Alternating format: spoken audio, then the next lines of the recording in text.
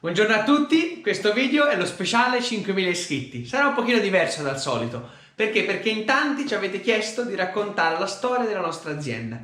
Ecco che allora in questo video parleremo prima del progetto Le Rogaie Online e di come tutta la famiglia, i miei fratelli, i miei genitori ne facciano parte.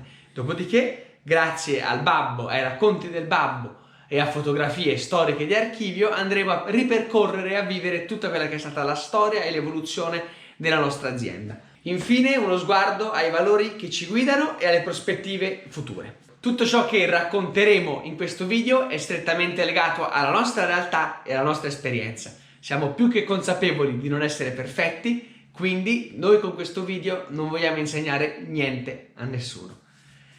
È un video che ha richiesto veramente un impegno mastodontico. Fino ad oggi è senz'altro stato il video che ha richiesto più lavoro da parte dei miei fratelli e dei miei genitori. E ringrazio quindi davvero tutti quanti per lo sforzo e la passione con la quale stanno lavorando a questo progetto.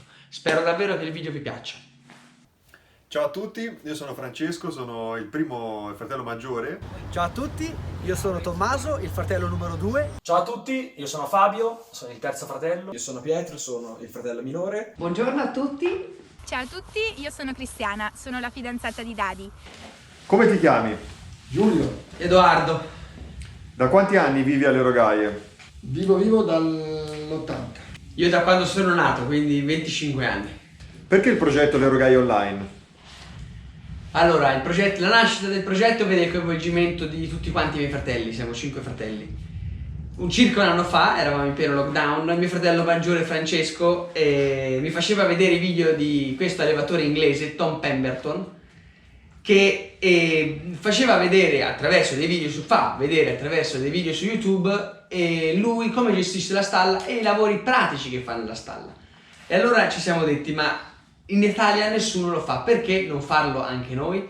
Allora il terzo mio fratello, che invece è ingegnere, è venuto fuori con tutto un programma di lavoro e da quel momento in poi siamo partiti. Adesso questa qui è l'occasione perfetta, una volta per tutte ve li presento tutti quanti. Ciao a tutti, io sono Francesco, sono il fratello maggiore, ho 31 anni, vivo a Lecco, di formazione e di lavoro faccio lo psicologo, sono sposato con Francesca, abbiamo anche un figlio in arrivo. All'interno del progetto Le Rogaie Online io mi occupo della gestione dei social e soprattutto nello specifico di YouTube. Quindi questo vuol dire che io sono quello che monta i video, tipo il video che state vedendo, metto i sottotitoli in inglese per i nostri spettatori dall'estero, da fuori dall'Italia, rispondo ai commenti e in più partecipo in minima parte anche alla gestione di Instagram. Sono nato e cresciuto anch'io alle Rogaie come tutti i miei fratelli, anch'io ho vissuto lì fino a 18 anni, poi però le scelte della mia vita mi hanno portato un po' più lontano dal punto di vista geografico. Tramite questo progetto devo dire che abbiamo trovato un modo invece di riavvicinarci e in qualche modo di collaborare, seppur non dal punto di vista proprio operativo, però comunque di rimanere legati a questa che è l'attività della nostra famiglia. Comunque io non sono neanche quello che è finito dal punto di vista geografico più lontano dalle Rogaie. Adesso infatti passo la parola al nostro secondo fratello Tommaso che ci parla da Hong Kong. Ciao Tommy! Ciao a tutti, io sono Tommaso, il fratello numero 2. Vivo e lavoro ad Hong Kong in Cina da oramai 5 anni e nel progetto Le Rogaie Online mi occupo soprattutto di promozione, non potendo avere ruoli più operativi, e mi occupo soprattutto di promuovere i nostri canali Facebook e YouTube, sia nel mercato di Hong Kong, sia più in generale nel mercato asiatico. Per me questo progetto rappresenta un'occasione unica di rimanere in contatto con la mia famiglia, con le mie tradizioni e più in generale con l'azienda agricola. Infatti, anche se vivo in un certo finanziario, io sono fieramente un contadino e lo sarò per sempre. I was born to milk. E vorrei ringraziare con questo video tutta la mia famiglia e tutte le persone che stanno lavorando al progetto, e sono sicuramente il fan numero 1 di questa idea e cercherò di fare del mio meglio per promuoverla e renderla più popolare possibile. Adesso vorrei passare la parola al mio fratello Fabio, il fratello numero 3. Ciao a tutti e grazie ancora. Ciao a tutti, io sono Fabio, sono il terzo fratello, sono ingegnere e vivo a Milano. Nel progetto Rogaie Online mi occupo della parte sviluppo e collaborazioni. Le Rogaie si sono sempre mostrate attive per quanto riguarda la tecnologia e l'innovazione.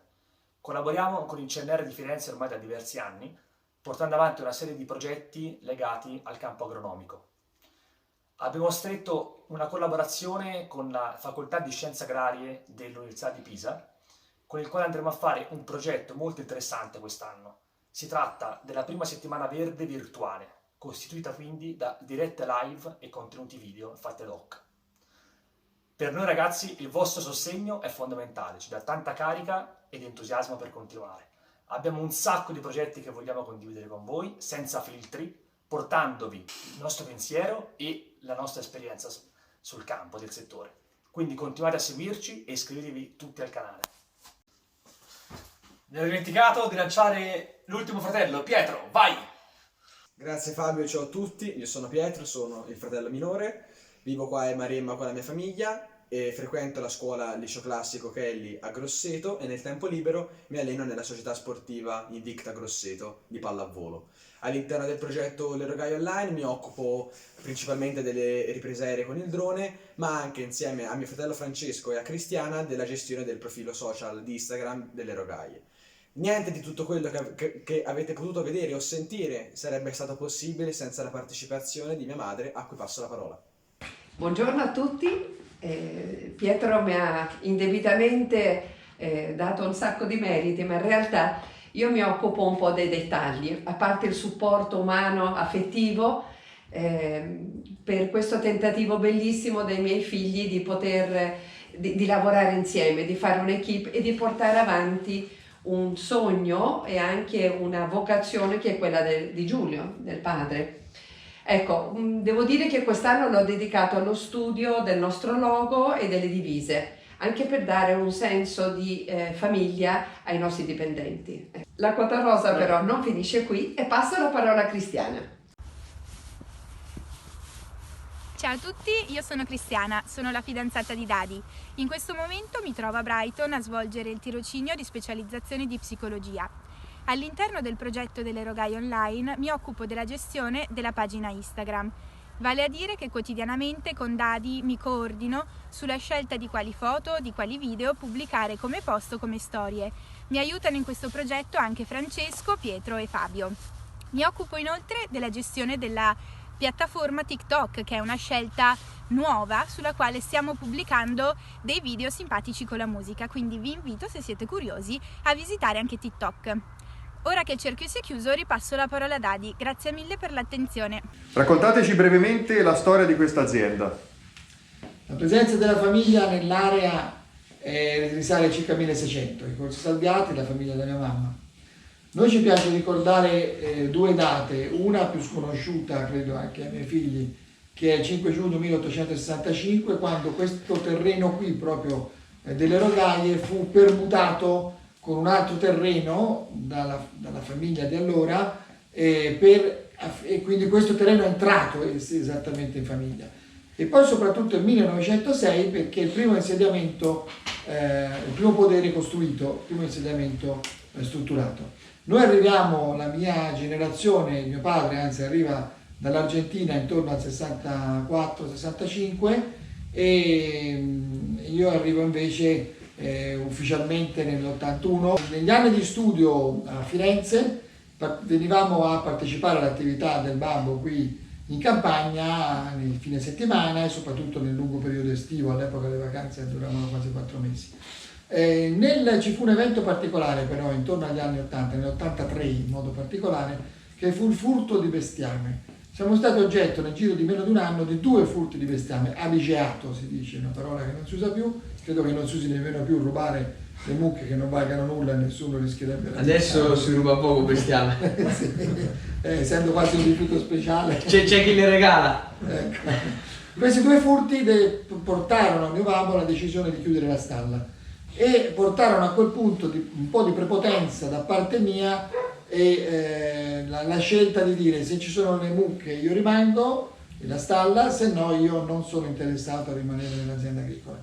E la risposta fu molto facile da parte di mio padre: benissimo, allora vieni te a mungere che significava non avere un giorno di festa, e perché il numero delle mucche rimaste era neanche 30, immaginate, non si poteva avere un dipendente, il furto aveva più che dimezzato la madre. Per cui io ho preso la stalla mungendo per quasi 4 anni, facendo tutto quello che c'era da fare e cominciando questa crescita, fino a che poi ho cominciato a riprendere un personale che per la stalla, eccetera. Ma quello che avveniva nei fine anni 80 in realtà era un po' la mia scelta di vita. Per me è stata più una scelta di vita che di lavoro, e la scelta di vita implicava per forza di cose avere una famiglia. Io non ho mai potuto immaginare di vivere in campagna senza la famiglia, anzi, a dire la verità, ho sempre pensato che siccome mi era molto importante per la mia famiglia, per la mia vita, cercare di avere una famiglia,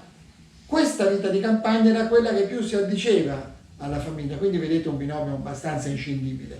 Non era facile trovare una ragazza all'epoca che fosse in grado di venire Maremma. La Maremma non era quella di oggi, non c'erano telefonini, noi non avevamo telefono, non avevamo televisione, non avevamo nulla, e fino addirittura a fine anni 80 siamo andati a telefonare nella cabina telefonica, è una cosa un po' strana, però succedeva a Maremma, e quindi all'epoca di trovare una con cui potesse funzionare il matrimonio, ma addirittura immergere nel nulla, non era facile.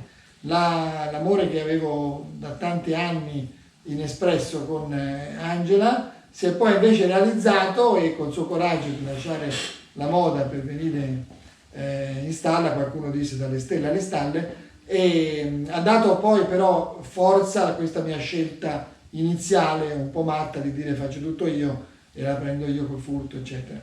E sono stati anni bellissimi, anni in cui si è sviluppata la nostra famiglia fino a tutti i 5 figli, e con le vicissitudini che tutti gli allevatori, tutti gli agricoltori hanno. Ora la stalla è cresciuta e con me, senza ancora i figli operativi, siamo arrivati ai capi, un certo numero, non proprio come oggi, un po' meno, circa 180 in mungitura, e soprattutto all'arrivo del biogas, di cui magari dopo accenneremo, e anche a una divisione familiare. Mio fratello mi ha accompagnato per parecchi anni, ed adesso allo stato di ora. Ecco, quindi lascio la parola a Edoardo per dire un po' questo evento da 3 anni a questa parte, quando lui è entrato. Allora, la stalla Setto della stalla di adesso vede la coltivazione di 200 ettari, alcuni, la maggior parte di proprietà, altri terreni affittati. La stalla è composta da 600 capi in tutto, 250 circa sono in lattazione, e il biogas, che dopo approfondiamo, appunto, da un impianto da 250 kW. Una grossa scelta di che anno hai fatto l'incrocio? 2007. 2007. Una grossa scelta fatta dal babbo nel 2007, che io condivido, è l'essere passati da una stalla di razza pura, che è la Frisona, a una stalla di incroci, nel particolare un incrocio a 3 vie tra Montbéliard, rosso svedese, e la Frisona, che era l'animale di partenza. In totale, tra la gestione della campagna, tutta la burocrazia e gli animali, il biogas, al lavoro siamo circa una decina. Quindi quando te sei arrivato nell'81, Sì, quante mucche c'erano? 30 mucche mungitura, metti 50 in tutti. E adesso ce ne sono, hai detto? Adesso siamo 250 in mungitura, 600 tutte. Quanti litri di latte producevate di media nell'81? All'epoca facevamo già intorno ai 5-6 quintali di latte, 600 litri. E invece adesso facciamo? Adesso produciamo 60 quintali di latte, quindi una media di 27-28 litri. Perché la scelta del biogas nel 2008? La legge ci ha dato l'opportunità cominciando nel 2005 e poi per bene dal 2009, di produrre energia elettrica come agricoltori. Prima non era possibile. Però io nel 1976 ero in Pennsylvania, in un'azienda agricola che già produceva del biogas in maniera artigianale, e mi ero molto affascinata a questa idea di chiudere un ciclo. Oggi lo chiamano economia circolare, ma questo nome non è il nome degli ultimi anni. Quando ho cominciato a pensare al biogas non esisteva questo nome, ma esisteva il fatto di dire, così come il maiale non si butta via nulla, cerchiamo anche noi di valorizzare al meglio tutto ciò che abbiamo. E era triste sapere che c'era dell'energia che se ne andava anche in atmosfera attraverso il gas che noi non sfruttavamo bene, che quando appena è venuta l'opportunità, anzi un pochino prima, ci siamo buttati in questo settore. Allora, sappiamo che il nostro impianto di biogas funziona solo ed esclusivamente con sottoprodotti delle lavorazioni agricole. Cosa ne pensi invece di chi coltiva mais, per esempio, specificatamente per produrre energia attraverso il biogas? Io non ho un preconcetto in questo senso perché conosciamo la storia dell'umanità, non degli ultimi 10 anni, in cui l'uomo ha sempre coltivato per la propria energia, quando l'energia era un'energia meccanica dell'asino, del cavallo, del bue o della vacca, e voi capite che stava coltivando per questo. Noi viviamo qui in Maremma vicinissimi a quello che si chiama il centro quadrupedi, che era un'azienda prima del Granduca, poi successivamente del Demanio, poi infine della regione, ma che era in uso all'esercito italiano per la produzione dei muli, i muli da battaglia, i muli da trasporto. Quindi erano 400-500 ettari la cui coltivazione aveva un unico scopo, energia, che era l'energia meccanica, quindi è una cosa molto bella questa che invece la siamo passati anche all'energia elettrica. Quindi non sarà mai la nostra strategia aziendale, ma assolutamente d'accordo con queste coltivazioni. Come si è evoluta dal punto di vista tecnologico l'azienda in questi anni? Mi fa piacere rendere conto di una storia lunga, lunghissima, oltre 100 anni, di attenzione alle novità, di attenzione all'esperienza, a rinnovare le esperienze, a portare innovazione. Mi viene da pensare al nonno Giulio, che fu colui che fece costruire le torri Harvest americane all'epoca, si diceva dove fare i primi insilati. Fu lui che pensò a creare una rete idraulica per l'irrigazione a scorrimento, fu lui insieme ad altri visionari a creare il consorzio bonifica di Grosseto, che ancora vive oggi con un'infinità di soci in più, ma nacque attraverso la sua passione. Ma fu stato poi il mio babbo che girando, andando in Inghilterra, andando in America, venendo dal Sud America, ha portato delle novità a volte piccole, a volte più grandi, e soprattutto ha portato la novità più grande all'inizio degli anni 60 in Toscana, che era quella del proprietario della terra che decide di lavorare per la propria terra. Esisteva ancora la mezzadria, c'erano due mondi che si confrontavano anche a volte in astio uno contro l'altro, e per fortuna via via poi si sono trovate anche, soprattutto in Toscana, delle buone uscite da questo mondo, ma non c'era il fatto che il proprietario era colui che coltivava, neanche altrove in Italia, ma neanche in Toscana. Quindi questa novità è stata portata da mio babbo, che venendo dall'Argentina, da un mondo dove c'erano meno di questi schemi, si buttò a man bassa lui stesso a fare il coltivatore, a guidare i trattori, a gestire le campagne, eccetera. E ricordo anche del babbo, per esempio, il primo semovente irriguo, quello che si chiama il rotolone comunemente, lo vedete nei nostri filmati, qui nel 73-74 arrivava dalla Francia, non ce l'aveva nessuno. Una delle primissime rotopresse, fine anni 70, e così ancora il pivot, che vedete spessissimo nei nostri filmati, che ci caratterizza un po', e siamo quasi a 40 anni da oggi. Allora nel centro Italia non ce l'aveva nessuno, c'era qualche cosa, c'era uno in Sardegna, insomma era veramente un'innovazione importante. E così successivamente anche in stalla, la prima stalla tipo California è nata qui da noi, e siamo a inizio del 70, nel 70-71, via le mucche dalle mangiatoie legate, mucche libere, stabulazione libera e senza muri esterni. Oggi tutte le stalle si fanno aperte anche in Nord Italia, ma all'epoca c'era l'idea di chiudere, ancora fino a fine anni 70 si è costruito le stalle chiuse, come se gli animali soffrissero il freddo, mentre le nostre mucche soffrono solo il caldo, il freddo non soffriranno mai. Quindi sono tutte innovazioni di persone prima di me, poi con me e poi chissà i miei figli, che vedono un pochino oltre e si domandano come migliorare, come fare, come migliorare il lavoro, come migliorare il benessere animale, far stare meglio gli animali, come migliorare la natura stessa. Ecco, poi lo prenderemo dopo questo nella nostra visione, questo rapporto con la natura che però ci condiziona tutti i giorni.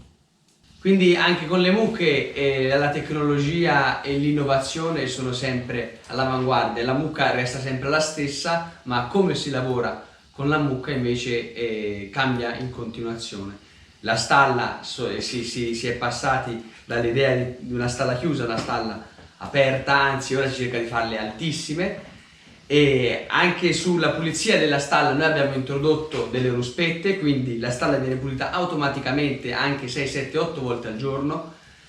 Tutte le mucche hanno indosso un orecchino che si chiama Smarbo, che a noi ci aiuta tantissimo essendo tanti animali, sullo star dietro al benessere del singolo animale. Questo orecchino ci dice se dopo il parto sta mangiando la quantità giusta di cibo, se gli acidi nel rumine sono a livelli giusti, ci aiutano sulle zoppie, sui calori. Anche i vitellini hanno addosso un collare che gli gestisce lo svezzamento, quindi è un robot che decide quanto latte deve bere un vitellino a seconda dello stato di salute e di età del vitellino, e lo porta e lo accompagna lungo tutto lo svezzamento, che è un periodo delicatissimo. E abbiamo un video dedicato proprio sulla gestione della vitellaia. Come è variato il valore di un litro di latte dall'81 quando sei entrato ad oggi, 2020? Questa è una domanda che purtroppo genera un po' di amarezza. Il latte, siamo arrivati a venderlo al massimo a circa 800 lire, che nella realtà delle cose corrisponderebbe a 80 centesimi di oggi. Non guardate il cambio, pensate al valore reale, non al cambio nominale. E quindi dovremmo prendere 80 centesimi, ne prendiamo meno di 40, quindi immaginate che è successo il finimondo, un terremoto a cui siamo sopravvissuti con fatica e anzi, diciamo la verità, con un futuro anche un po' incerto. Perché anche nel 94, i costi invece sono rimasti sempre gli stessi. I costi non solo sono rimasti gli stessi, ma è diventato molto più complesso oggi allevare. Ci sono una serie di costi che non c'erano prima nella gestione delle carte, della burocrazia, delle stesse strutture, l'attenzione del dipendente, la formazione, cioè tutti costi che non c'erano prima. Oggi è molto complesso. Seguite tutti i nostri video e capirete che per fare un litro di latte ci vuole veramente tanto. Sul piano economico mi piace segnalare che nel 94 c'è stato proprio un cambio di rotta, perché è smesso il cosiddetto paniere, per cui il latte che aveva un prezzo protetto, in un certo senso che si aggiornava con l'inflazione in maniera quasi politica, è entrato nel mercato libero. Poi successivamente sono anche finite le quote latte, a cui magari dedicheremo un video un po' noioso ma per qualcuno interessante sulla politica agricola comunitaria, e ci siamo trovati onestamente con qualche difficoltà in più sul piano economico negli ultimi anni. Questo amareggia, però il fatto che una generazione nuova rispetto alla mia che arriva e che porta la novità mi fa ben sperare che ci saranno altri fattori economici interessanti. Cosa rispondete a chi dice che sfruttate gli animali? E siamo una stalla super aperta e vi invitiamo tutti quanti a venire a vedere come noi lavoriamo con gli animali, ed è proprio questo il concetto. Noi non sfruttiamo gli animali. Io credo che nessuna azienda zootecnica sfrutti gli animali, ma vive e lavora con gli animali, e così è sempre stato nella storia dell'uomo. È difficile immaginarsi la mucca come un animale selvatico. La mucca è un animale domestico. Ma questa cosa qui non vuol dire che l'unico scopo degli agricoltori è quello di salvaguardare di fare gli angeli custodi del pianeta. Siamo imprenditori, ed è proprio qui ed è proprio per questo che a noi interessa il benessere dell'animale, perché l'unico modo perché un animale, una mucca, possa produrre latte è quella di stare bene. Più sta bene, più produce latte. Come mai nei nostri video, soprattutto nelle riprese dall'alto, si vedono tanti tipo tubi o salami bianchi?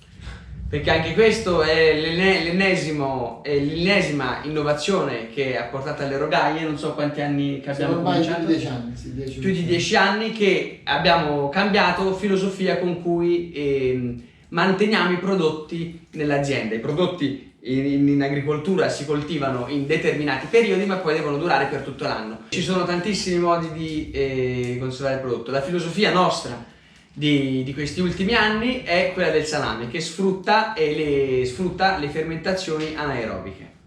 Naturalmente, come un po' tutti i nostri video, parte sempre dalla nostra esperienza. Non esiste in questo caso un valore assoluto migliore di tutti. Per noi in questo momento questa la riteniamo la cosa migliore. Non abbiamo niente contro le trincee, non abbiamo niente contro l'utilizzo maggiore del fieno, soprattutto in certe zone, eccetera. Ma alle rogaie si è prodotto sempre solo latte? Ah no, No, abbiamo esperienza di tante altre colture, abbiamo fatto il tabacco negli anni, parlo anche quando, molto prima che ci fossi io, abbiamo fatto le barbabietole da zucchero, anzi Maremma era diventata una cultura di un certo pregio, abbiamo fatto i pioppi da cellulosa, abbiamo fatto il semino per la vendita, il grano tanto, il grano e girasole sono due culture tipiche. Quindi questa doppia specializzazione, latte e energia, è stata un po' di più negli ultimi anni. Abbiamo fatto anche uva, mi dimenticavo. Abbiamo avuto anche una lunga parentesi di 15 anni in cui abbiamo differenziato l'allevamento introducendo l'allevamento da carne con i nostri vitelli e soprattutto un'attività legata alla carne che era quella dell'impacchettamento fino alla vendita al consumatore finale in scatole. L'attività era nata in maniera molto esclusiva con Angela, tra Angela e me, andavamo noi a fare le fiere, noi che sezionavamo con l'aiuto di un macellaio e Angela che confezionava, io che consegnavo, insomma ha avuto tanti aspetti, prima del web questa, è finita quando è arrivato un po' il web e soprattutto siamo entrati nell'energia. I nostri figli sono cresciuti anche in giro a fare le fiere per vendere la carne, quindi è stata un'esperienza bella che forse è anche il preludio di questo contatto con i cittadini, con i consumatori finali, eccetera, che cerchiamo di fare con questo nuovo progetto.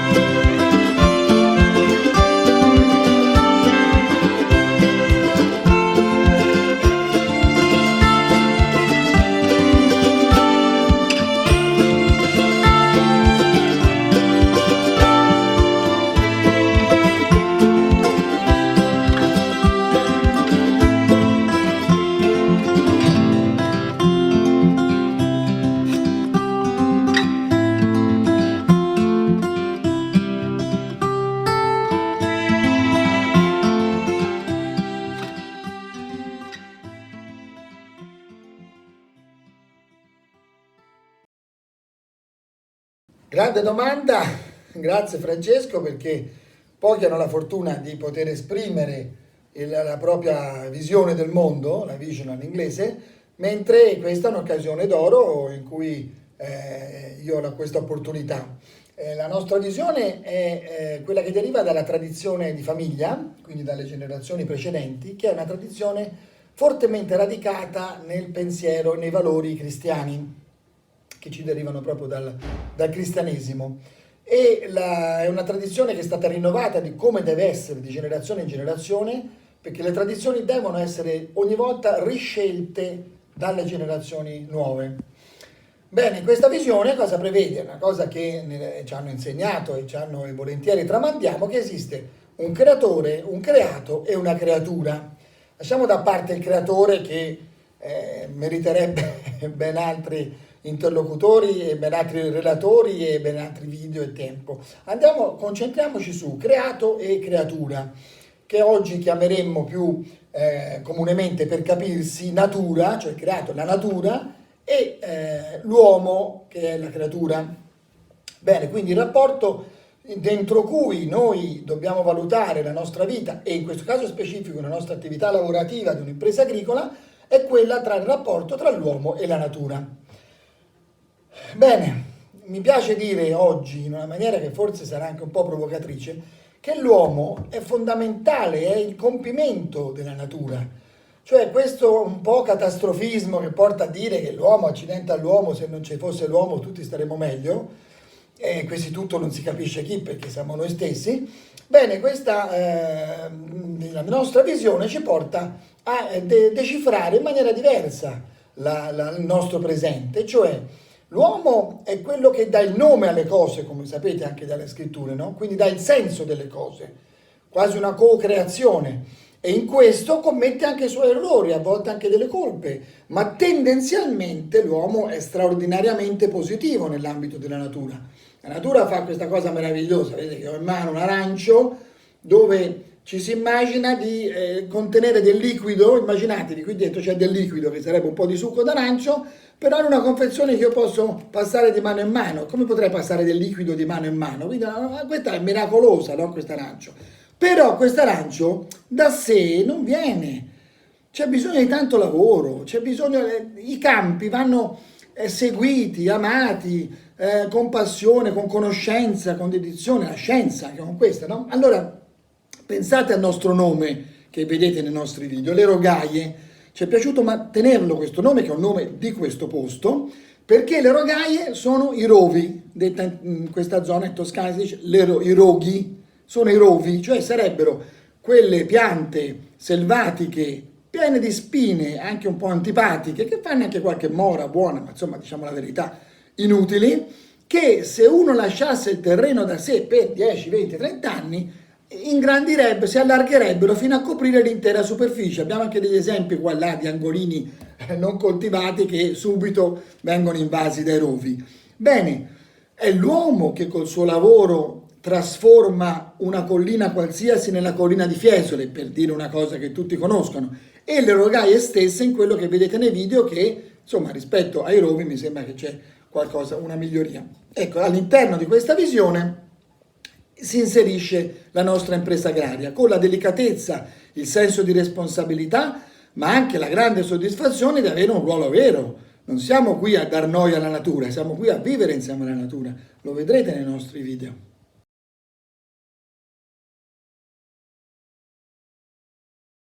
Imparare, la cosa bella del web è quella di potersi confrontare con tutte le realtà esistenti del mondo senza dover fare viaggi, pensieri, eccetera, eccetera. Quindi attraverso i commenti, eccetera, eccetera, anche imparare come poterci noi migliorare. Sfatare i miti. Stiamo vivendo in un mondo pieno di miti che noi reputiamo spesse volte sbagliati e che bisogna fare luce, fare chiarezza. Ecco, questo ci servirà molto, ne vedremo via via, a volte lo accenneremo. Sfatare i miti e magari essere anche un po' provocatori in modo utile, ecco, stimolare il dibattito. Noi trasmettiamo nei nostri video anche noi stessi, le nostre idee, i nostri credi, la nostra fede, e quindi saremo sicuramente anche senza volerlo provocatorio. Speriamo che questo susciti dibattito.